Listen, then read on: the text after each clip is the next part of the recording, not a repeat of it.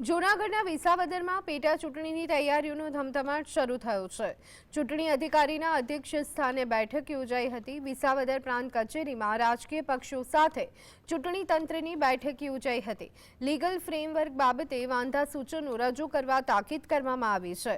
ભાજપ, કોંગ્રેસ, આમ આદમી પાર્ટીના આગેવાનોની હાજરી આપી હતી। રાજકીય પક્ષોએ કરેલા વાંધા સૂચનોનું મુખ્ય ચૂંટણી અધિકારી સમક્ષ રિપોર્ટિંગ કરવામાં આવશે। પૂર્વ ધારાસભ્ય હર્ષદ રીબડિયાએ હાઈકોર્ટમાંથી પિટિશન પરત ખેંચતા ચૂંટણીનો માર્ગ મોકળો થયો છે। આગામી દિવસોમાં વિસાવદર વિધાનસભાની પેટા ચૂંટણી યોજાય તેવી શક્યતા છે।